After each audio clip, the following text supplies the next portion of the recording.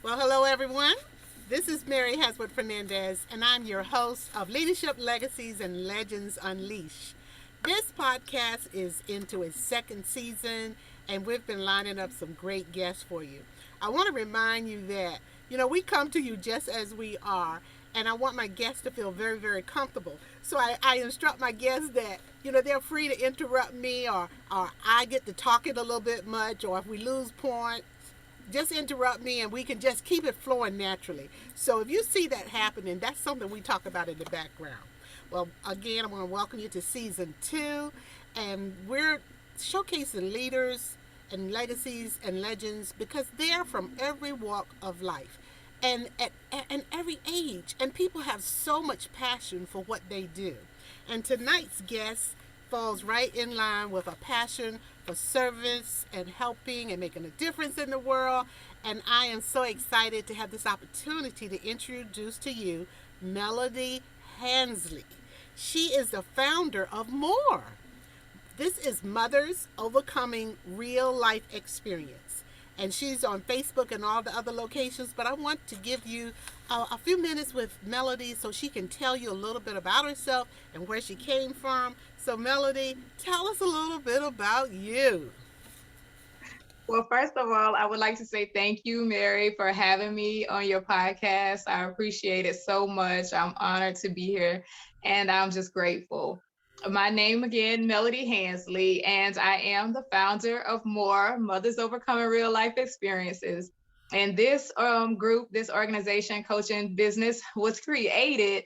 It started as a Facebook private group for mothers. It has expanded now to daughters. We have grandmothers, we have caregivers, we have dog moms, because people all go through things in different aspects and different areas of their lives. And as a mom myself, being a single mom, I've had to experience so many difficulties in my life where I had to go through. So I consider those as hurdles. And now I offer coaching sessions to other mothers to help them to overcome their obstacles in life, whether it be from grief, because I am a certified from grief to gratitude coach. And I offer empowerment coaching at her shelter here in Portsmouth, Virginia, which is one of our domestic violence shelters for women and children. So I am all about empowerment. I am all about adding hope and inspiration to other women, to moms who are going through difficult times in their lives. That's my mission. That's what M.O.R.E is all about.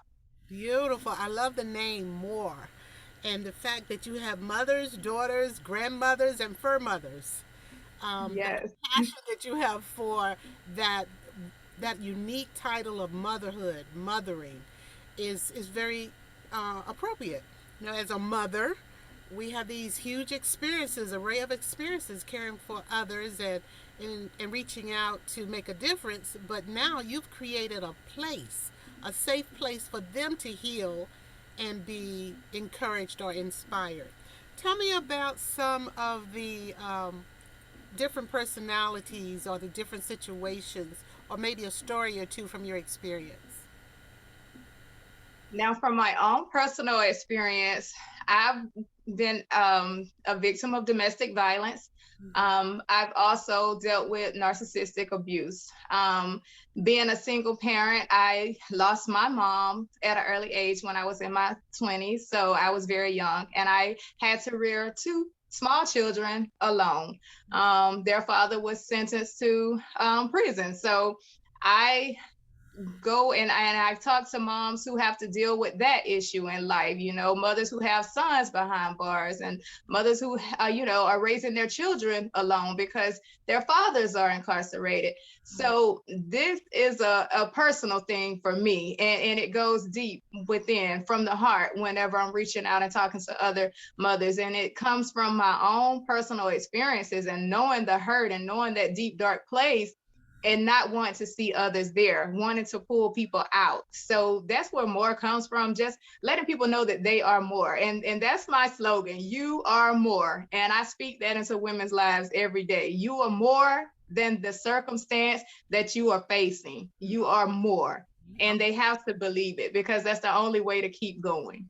Beautiful. You're seeding into their lives. And that big smile, I can imagine you looking in the face and of the audience of women listening to you, and they feel your love and they feel your passion. You know, domestic violence and uh, the abuse, these things are so prevalent in our society. And during the COVID period, I understand they increased, and with the stresses and the unique changes in our society where almost anything anyone wants to say, they're saying it freely without concern for the impact of those words. What are your thoughts about what's going on in our world now and that increase in domestic violence and abuse?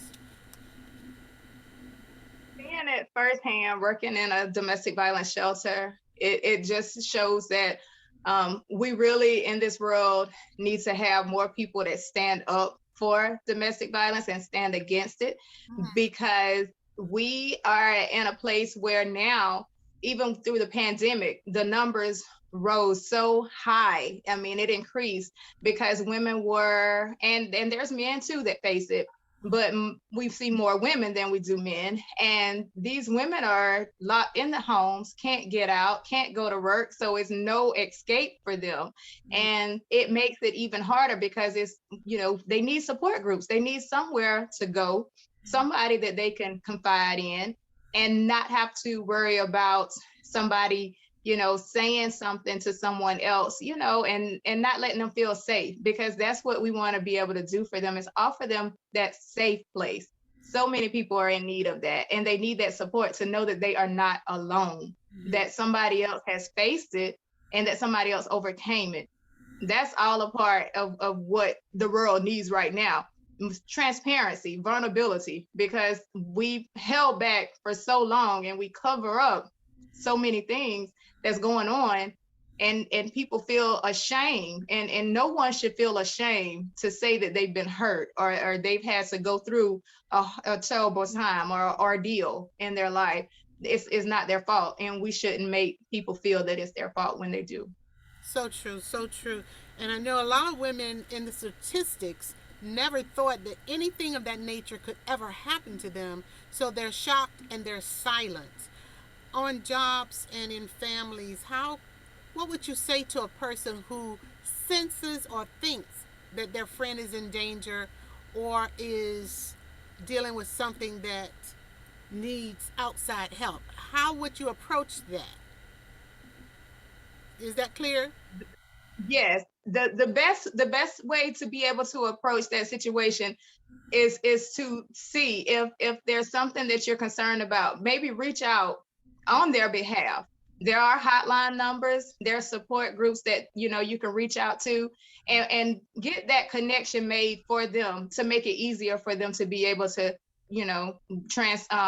go ahead and go into that place for safety, because sometimes people are in situations and they're never going to reach out for themselves. It may take something really traumatic to happen before they do, and sometimes it's just too late. So if a family member is concerned, then reach out, seek support for that person, and help them through their ordeal, their trying time. Definitely. That's wonderful.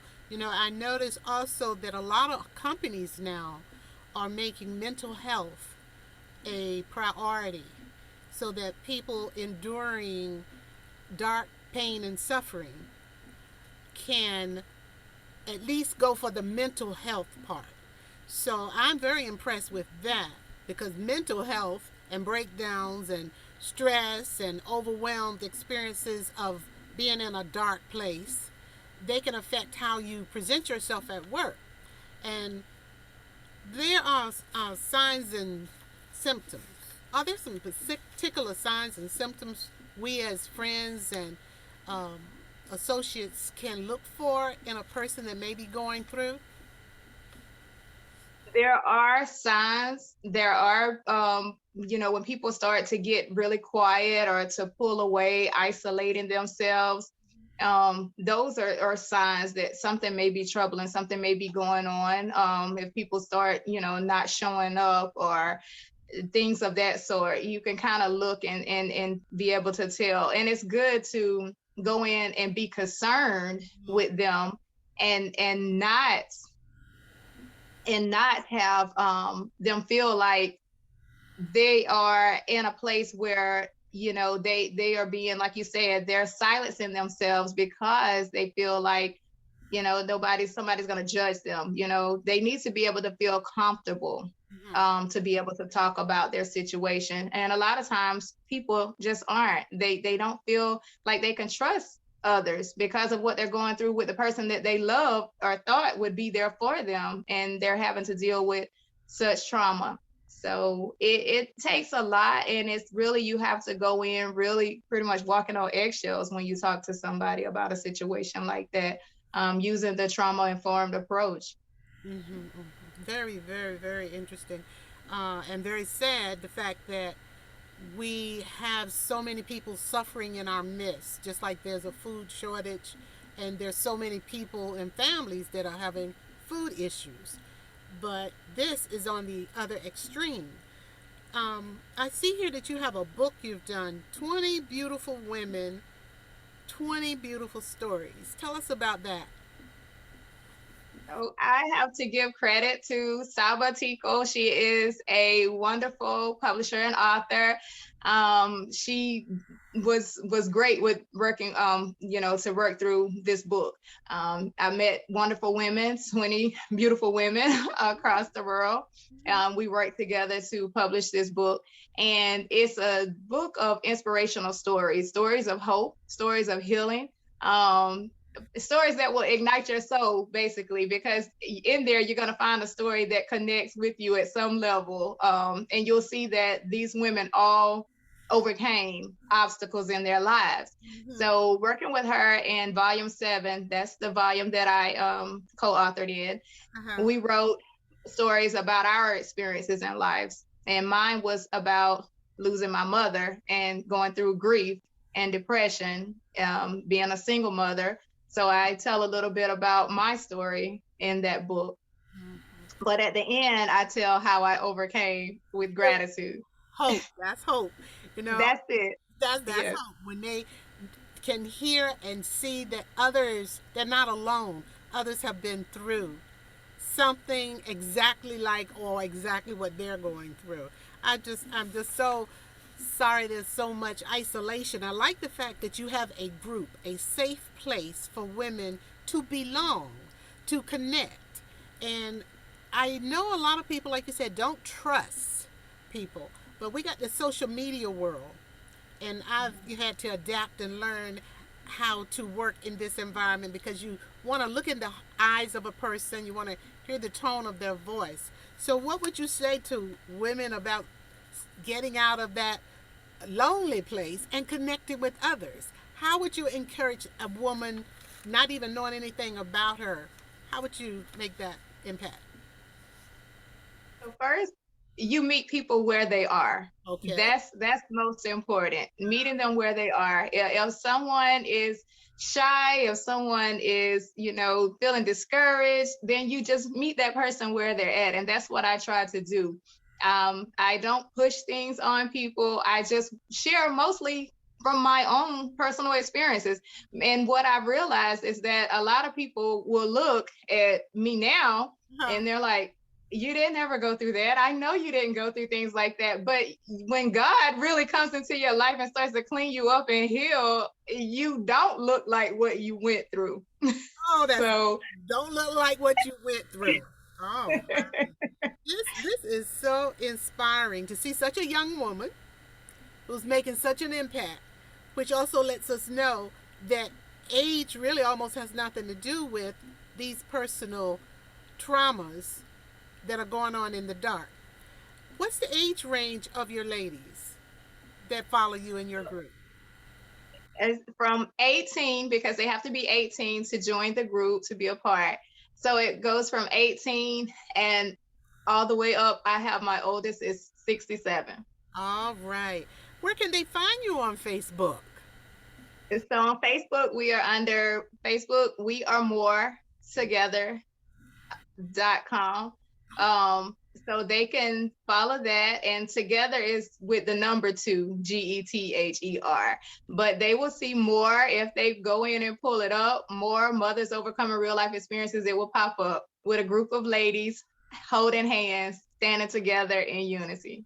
All right. I could see you speaking to companies, corporations, schools, organizations, because I believe that hope is in a voice of an individual who can stand and look at that audience, never knowing who's suffering, but just having this information to be able to find a safe place of like minded women to find more and hope. More and hope. So your soul ignite.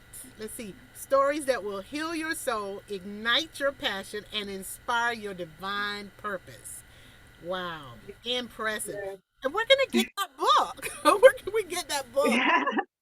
So the book is available on Amazon. And I also have another one that I self-published, and it's called You Are More. It's a 30-day devotional. It encourages women to just wake up and get started believing that they're more. Tell yourself that in the mornings. Some women have come back and told me that it has blessed them, very much. I have it set up where it's like a journal. So it's a devotional on one page and a journal on the other page, so you can write your own affirmation after saying that you are more. Well, you're So doing. it's all about believing it. Yes, yes, yes. So I'm impressed. I'm so impressed with everything you're doing. Where do you see your group in the next few years? I do see it expanding. Right now, we're hosting our annual retreats for moms. Our first year was through the pandemic, so it was really difficult, but we made it and we did it, and it was an accomplishment. It was a great time with women coming together from different places, never meeting or never knowing one another, had never met, but you would have never known it when you saw them together because everybody came together in spirit, just giving encouragement, giving love. And it was really a relaxing time. It was a connection where we uplifted one another. And I see that growing. I see collaboration with other organizations, with other women groups. I see it moving forward in the future. Yes. Do too. As we get ready to turn the curve, we want to find out a couple of things to sum up your goal. What is your passion in life? As you have said so well, we pretty much know. Your passion in life is. So my passion is to inspire as many people as I can to be able to add to their life the hope that they need to go forth and to let them know that it's not over. It's just the beginning. When it feels like it's all over, it's just the beginning. Yeah. Start there. Oh, so compassionate. I feel your compassion. How would you like to be remembered for I after? would like to be remembered. Yeah. I would like to be remembered as a devoted mother because that's first in my life, my children. I would like to be remembered as a devoted mother, a woman who is full of faith because my faith is what keeps me going, Mm-hmm. and one who gives others another shot at life by giving them hope. That's how I would like to be remembered. Beautiful. This women's retreat, where can women get information about it so that they can get ready for this um, annual? What's the name of your retreat? It's more together. What So more together. Mothers overcoming real life experiences together. Mm-hmm. And the retreat is when? Is it coming up again? And the next retreat that will be coming up October. Each year I host a retreat in October. Last year, due to some things that had gone on in my personal life, I did not host a retreat. But this year we're coming back again. 2020 was great. So 2022, we're looking for it to be even more. We are hosting it on the second weekend of October. And I do that in honor of my mother because that's her birthday. So she's been gone for 16 years. And I just want to honor her because it is from her, through her, that I am who I am today. Beautiful. I saw some T-shirts in my research. Tell me about those T-shirts. And so we have t-shirts even down for the little girls. So if the mom is wearing one, we have one for the little girls too. I have two daughters, so they can rock them too. Mine will say "You are more." Theirs can say "You are more" or "Girl, you are more." So we have those available. In the winter, you can get the sweatshirts. In the summer, you can wear the t-shirts. So they are on the website as well. There's also one that says "I am more," and it has words around it that says courage and love and just different things that you can tell yourself to affirm that you are more. All right. So I want to make sure I get that website so I can post it and others listeners can find you. And I want to make sure we get the link for ordering the T-shirt. Because we acting now can save a generation of up and coming young women to let them know they deserve to be treated like royalty, and it's not okay for anyone to hit you or verbally abuse you or any of those awful things that by statistics are happening every day all around us, to the point where we can save a life if we could provide more services like you do here. So I'm very impressed with you. I thank you so much for being my guest. Do you have any closing thoughts before we wrap up? I just want to say thank you. And that website is believeyouaremore.com. So believeyouaremore.com, because that's what it's all about, believing that you are more. And thank you Outstanding. so much for having me. Oh, I am so impressed with you. Everything I've learned about you, your passion, the fact that you're out there and you're making a difference from women from 18 to 60 plus. And even if they're out there and they're 80, they could probably come to you and Yes. benefit from being in your presence. So this has been great. I want to thank our audience for listening, and I want you to reach out to Melody because she is a very impressive, action oriented young woman who wants to make a difference in the lives of women. Her organization, Mothers Overcoming Real Life Experience, this is important because there's so much we want to do for our sisters, our moms, and our daughters. But sometimes we as family members are not the ones they reach out to. So connect with her group on Facebook and her website, and just share it at work because you may have people in your love circle who are going through something and you would never know, in silence and in shame. And we is no shame in speaking up that you're being mistreated. So we will be back on Thursdays at 8 a.m. You can find us on your listening sites for your podcast. We are excited that this is season 2, and we are introducing a host of phenomenal leaders, people making a difference in the world. This is a platform to share the stories of some of those amazing people and leaders. Like I said, they come from all walks of life. Some are in the pulpit, some are in our families, some are in community service, some are taking those 9 to 5 gifts and pouring them into the lives of clubs and organizations. So this is Mary Haswood Fernandez. I have had a pleasure chatting with Melody. She is phenomenal. I can't wait to get to know her more and to see what we can do to elevate her presence in the world. We need more of the Melodies in the world, and your name is just so perfect. So thank you, listeners. Remember to download us. Remember to share, like, and comment. And we will be back on Thursdays at 8 a.m. Have a wonderful day. And thank you again, Melody. We're signing out. Thank you. You are so welcome. Let's see if I can get this. Bye bye.